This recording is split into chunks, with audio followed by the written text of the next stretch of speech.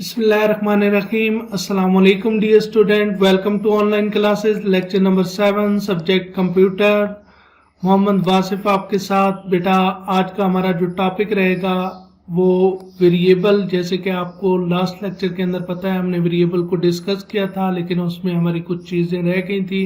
जैसे variable name को रखते हुए, यानी वेरिएबल का जो नेम रखना है उसके कुछ रूल्स होते हैं, उनको डिस्कस करेंगे और फिर डेटा टाइप्स को डिस्कस करेंगे। तो सबसे पहले हम डिस्कस करते हैं कि वेरिएबल नेम को चूज करते हुए हमें किन बातों का ख्याल रखना है। तो पहला रूल हमें क्या कहता है कि आपने जो स्टार्टिंग लेटर लेना है वो या तो लेटर हो, अल्फ़ाबेटिक लेटर हो, और या अंडरस्कोर हो। यानी आपने ए टू जी के दरमियान में कोई कैरेक्टर लेना है, वो लोअर केस में भी हो सकता है, यानी स्मॉल लेटर भी हो सकते हैं, और अपर केस लेटर भी हो सकते हैं ए टू जी। यानी अगर मैंने ए ले लिया या बी ले लिया या आप कोई भी एक्स ले लें स्टार्टिंग लेटर, तो ये आपके वैलिड वेरिएबल नेम हो सकते हैं। अब ये देखें कि ये सिर्फ और सिर्फ एक करेक्टर पे भी वेरिएबल नेम मुश्तमिल हो सकता है, मल्टीपल करेक्टर पे भी मुश्तमिल हो सकता है, और मल्टीपल करेक्टर में आपके नंबर्स भी आ सकते हैं। जैसे A1 2 3 आपका ये भी एक वैलिड वेरिएबल नेम है, यानी ये सही वेरिएबल नेम है। इसी तरह फॉर एग्जांपल मैंने यहाँ पे B और D रख दिया वेरिएबल नेम, ये भी एक वैलिड वेरिएबल नेम है। X और Y मैंने रख दिया, ये भी वैलिड वेरिएबल नेम है। यहाँ पे मैंने फॉर एग्जांपल रख दिया कैपिटल A और X, ये भी एक वैलिड वेरिएबल नेम है, क्योंकि उसने कहा कि इस रूल के मुताबिक उसने कहा कि पहला लेटर क्या होना चाहिए, या alphabetic A to Z small के अंदर या अपर केस के अंदर होना चाहिए। तो इसमें देखें बहुत सौ में हमें स्मॉल लेटर नज़र आ रहा है, इसमें अपर केस में A to Z लेटर नज़र आ रहा है। वो लेटर कोई भी हो सकता है इनके दरमियान में, या फिर क्या हो सकता है अंडरस्कोर। यानी दूसरी चॉइस आपके पास क्या है, दूसरी चॉइस आपके पास ये है कि आप या तो क्या कर सकते हैं A to Z कोई करेक्टर ले सकते हैं, या आप क्या कर सकते हैं आप अंडरस्कोर को यूज कर सकते हैं फर्स्ट करेक्टर के तौर पर। यानी मैंने अगर फर्स्ट करेक्टर ये ले लिया अंडरस्कोर और ए ये वेरिएबल नेम रख दिया, तो ये एक वैलिड वेरिएबल नेम है। ए अंडरस्कोर बी रख दिया तो ये भी एक वैलिड वेरिएबल नेम है। क्यों वैलिड वेरिएबल नेम है? क्योंकि इसमें स्टार्टिंग में हमारी ये वाली कंडीशन पूरी हो रही है, ठीक है। और अगर आप अंडरस्कोर स्टार्ट पे रखते हैं और आप बाद में कोई भी लेटर कोई भी आप नंबर यूज करते हैं, तो ये भी एक वैलिड वेरिएबल नेम होगा, क्योंकि ये इसने कहा है या तो अंडरस्कोर होना चाहिए या अल्फाबेटिक करेक्टर होना चाहिए। They can not start with number और एनी स्पेशल करेक्टर। अब देखें अगर मैंने वेरिएबल को ऐसे स्टार्ट कर लिया 1A, तो ये इनवैलिड वेरिएबल नेम है, यहाँ पे एरर आएगी कि आप ये नहीं कर सकते।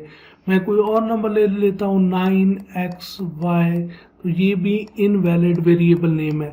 इसी तरह स्पेशल करेक्टर जैसे कि डॉलर साइन है, ठीक है, मैं डॉलर साइन X वेरिएबल का नेम रखता हूँ, तो ये भी इनवैलिड वेरिएबल का नेम है। जैसे स्टैरिक होता है आपके पास, तो स्टैरिक आपने Y रखा, ये भी इनवैलिड वेरिएबल नेम है। यानी हमें यहाँ पे समझ आई कि हमारा जो स्टार्टिंग है वो अल्फ़ाबेटिक करेक्टर कोई हो सकता है, चाहे वो स्मॉल में हो चाहे वो अपर केस में हो, और चाहे और दूसरा ऑप्शन क्या हो सकता है, या अंडरस्कोर हो सकता है। नेक्स्ट हम इसके अंदर जो बात करेंगे वो सबसीक्वेंट करेक्टर की। इसके अंदर after the first character you can use letter, digits और अंडरस्कोर। यानी ये तीन चीज़ें आपको अलाउ हैं। आपके पास A to Z करेक्टर हो सकते हैं, वो चाहे स्मॉल में हो चाहे अपर केस में हो, वेरिएबल में यूज हो सकते हैं। दूसरे नंबर पे आपके पास डिजिट्स हैं, वो आप यूज कर सकते हैं वेरिएबल नेम के अंदर। तीसरी जो चीज़ है वो आपके पास अंडरस्कोर है। इन तीन के अलावा आप कुछ भी वेरिएबल नेम में यूज नहीं कर सकते। जैसे मैं स्पेस भी यूज नहीं कर सकता, A स्पेस B, ये इनवैलिड वेरिएबल नेम होगा। या यहाँ पे first name as a variable name लूँ तो, या फर्स्ट नंबर लूँ तो फर्स्ट स्पेस नंबर लिखूंगा तो वो इनवैलिड वेरिएबल नेम होगा।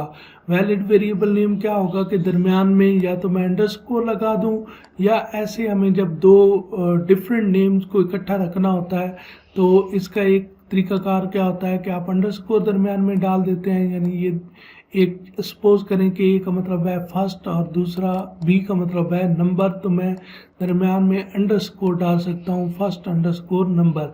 या दूसरा एक तरीका क्या होता है कि स्पेस तो हो नहीं सकती, तो फिर आप एक साथ इकट्ठा लिखते हैं, तो फिर जो दूसरा आपका नेम होता है उसका फर्स्ट कैरेक्टर्स आप क्या लिखते हैं, अपर केस में लिख लेते हैं। ठीक है, इसको केमल केसिंग भी कहते हैं, यानी आप लिखने को तो जैसे मर्जी लिख लें, स्पेस नहीं होनी चाहिए।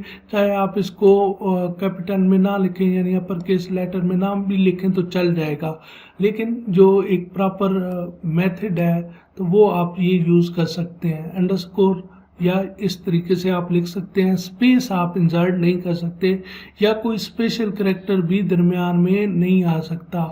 हाँ, नंबर्स आ सकते हैं, A1B, ये वैलिड वेरिएबल नेम है, लेकिन अगर आपने कोई स्पेशल कैरेक्टर डाल दिया तो ये वैलिड वेरिएबल नेम नहीं रहेगा। तो 3 चीज़ें आपको अलाउ हैं, आप A to Z small letter, upper case letter, और इसी तरह आप 0 to 9 और अंडरस्कोर, यानी अल्फ़ाबेटिक कैरेक्टर 0 to 9 नंबर्स और अंडरस्कोर आप यूज़ कर सकते हैं वेरिएबल नेम में। तीसरी बात जो यहाँ पे है वो केस सेंसिटिव के बारे में कहा गया है। केस सेंसिटिव का मतलब होता है जो लोअर केस और अपर केस में तमीज़ करती है, यानी जिसके लिए ये बड़ा ए यानी अपर केस लेटर ए और लोअर केस लेटर ए जो है वो इक्वल नहीं होते। जैसे मैथ में आप इक्वल टू ऐसे लिखते हैं तो हम ऐसे कर लेते हैं कि ये दोनों जो लेटर्स हैं ये इक्वल नहीं है, यानी ये उसके मुताबिक दोनों क्या है, डिफरेंट हैं, यानी ये एक डिफरेंट है और ये एक डिफरेंट है। तो वो कहता है कि अगर आपने for example as variable declare किया है, नेम रखा है, और आप बाद में कहीं पे ये वाला एज यूज़ करते हैं जिसमें ए आप अपर केस में लिख लेते हैं, तो वो आपको एरर देगा कि ये वाला वेरिएबल तो एग्जिस्ट ही नहीं करता। जैसे यहाँ पे देखें ना, ये एज हमने लिया था और यहाँ पे 71 रखवाया था, और यहाँ पे प्रिंट में मैं ये कैपिटल लेटर के साथ एज लिख लेता हूँ, ए कैपिटल लेटर लिख लेता हूँ, तो यहाँ पे एरर आएगी कि ये वाला जो वेरिएबल है ये एग्जिस्ट नहीं करता, क्योंकि उसके लिए ये एज और इस एज में फ़र्क होगा, क्योंकि ये एज के अंदर तीनों के तीनों लेटर लोअर केस के अंदर है, स्मॉल लेटर है, और यहाँ पे ए जो है वो कैपिटल लेटर है। नेक्स्ट अगर हम बात करें तो वॉइड कीवर्ड, यानी कीवर्ड्स वॉइड करने का मतलब ऐसे ही है जैसे हम कहते हैं कि घर में हम किसी बच्चे का नाम रखने के लिए क्या करते हैं कि पहले से अगर किसी बहन भाई का वो नाम है तो हम वो नाम रिपीट नहीं करते। तो इसके अंदर भी है कि लैंग्वेज के अंदर कुछ जो वर्ड्स होते हैं वो पहले किसी मकसद के लिए यूज़ हो रहे होते हैं, तो वो ऑलरेडी किसी मकसद के लिए यूज़ हो रहे हैं, तो वो हम दोबारा उनको यूज़ अपने वेरिएबल के लिए नहीं करेंगे, यानी उनको हम उन रिजर्व वर्ड को जो पहले किसी मकसद के लिए यूज़ हो रहे हैं उनको क्या कहते हैं, रिजर्व वर्ड भी कहते हैं और कीवर्ड्स भी कहते हैं, और हम कहते हैं कि उनको अपने पर्पस के लिए फिर हम यूज़ नहीं करेंगे, यानी एज अ वेरिएबल नेम हम यूज़ नहीं करेंगे। जैसे आपको प्रिंट स्टेटमेंट का पता है कि प्रिंट फंक्शन आपको स्क्रीन पे डिस्प्ले करने के लिए यूज़ होता है, तो प्रिंट को आप as a variable name use नहीं करेंगे। जैसे यहाँ पे फिर फॉर वाइल आगे जाके हम देखेंगे कि ये भी हमारे पास हैं जिनको हम as a variable name use नहीं करेंगे। नेक्स्ट अगर हम बात करें तो पाइथन डेटा टाइप्स की बात आती है। पाइथन की डेटा टाइप्स की बात करें तो मेजर डेटा टाइप्स में नंबर्स है, बुलियंस है, बुलियंस में हमारे पास ट्रू और फॉल्स आ जाता है, सेट है जिसमें हम इस तरह रिप्रेजेंट करते हैं अपनी वैल्यूज़ को, डिक्शनरी है जिसमें इस तरह हम रिप्रेजेंट करते हैं, यानी 1 के अकॉर्डिंग ए पढ़ा है, 2 के अकॉर्डिंग बी पढ़ा है, और हमारे पास सीक्वेंस है। इनकी फर्दर देखें तो नंबर्स के अंदर इंटीजर्स आ जाते हैं जो कि कल भी बताए थे, जो विदाउट डेसिमल पॉइंट्स होते हैं, यानी जिनमें इशारिया नहीं होता, फ्लोट होते हैं जिनमें इशारिया होता है, ठीक है, कम्प्लेक्स नंबर होते हैं। उसके बाद हमारे पास स्ट्रिंग होते हैं, स्ट्रिंग के अंदर आपके पास क्या होते हैं, मल्टीपल कैरेक्टर्स होते हैं, और लिस्ट होती है, लिस्ट के अंदर आपके पास क्या हो सकते हैं, डिफरेंट वैल्यूज़ हो सकती हैं जो एक लिस्ट के तौर पर यूज़ होंगी, टप्पल्स हो सकती हैं, आपके पास पूरी एक रो हो सकती है जिसके अंदर डिफरेंट वैल्यूज़ हो सकती हैं। नेक्स्ट अगर हम बात करें तो इसी पाइथन डेटा टाइप्स की बात करेंगे और उन डेटा टाइप्स की बात करेंगे जिनका जिक्र हमारी बुक में है। तो यहाँ पे डिटेल के साथ ही तो हमारी बुक में जिनका जिक्र है वो है इंटीजर, फ्लोट, स्ट्रिंग और बूल। अब इंटीजर की बात करें तो ऑलरेडी जैसे आपको बता चुका हूँ कि ऐसे नंबर जिनमें इशारिया नहीं होता, चाहे वो पॉजिटिव हैं चाहे वो नेगेटिव हैं, यानी पॉजिटिव नेगेटिव दोनों हो सकते हैं, लेकिन विदाउट एनी डेसिमल पॉइंट, यानी जिनमें इशारिया नहीं होगा उनको इंटीजर कहा जाता है। फ्लोट क्या होते हैं? जिनमें हमारा डेसिमल पॉइंट आता है यानी इशारिया आ जाता है, जैसे ये वैल्यूज देख लें। इसमें भी पॉजिटिव भी हो सकती हैं और नेगेटिव वैल्यूज भी हो सकती हैं, इनको हम रियल नंबर्स भी कहते हैं। स्ट्रिंग जिसमें हमने कहा कि हमारे पास मल्टीपल कैरेक्टर्स होंगे, अगर हम कोई टेक्स्ट स्टोर करना चाहते हैं तो वो हमारे पास क्या आएगा? स्ट्रिंग आएगी। अब इस पाइथन के अंदर हम इसको सिंगल कोटेशन के अंदर भी लिख सकते हैं, डबल कोटेशन के अंदर भी लिख सकते हैं। नॉर्मली हमारे पास जो बाकी प्रोग्रामिंग लैंग्वेजेस हैं कुछ, उनमें डबल कोटेशन में स्ट्रिंग को रिप्रेजेंट किया जाता है और सिंगल कोट्स के अंदर एक सिंगल कैरेक्टर को रिप्रेजेंट किया जाता है। यानी कुछ लैंग्वेज के अंदर सिंगल कैरेक्टर करना हो तो वो आप सिंगल कोटेशन में, लेकिन इसमें सिंगल और डबल कोट्स में आप पूरी के पूरे टेक्स्ट को रिप्रेजेंट कर सकते हैं।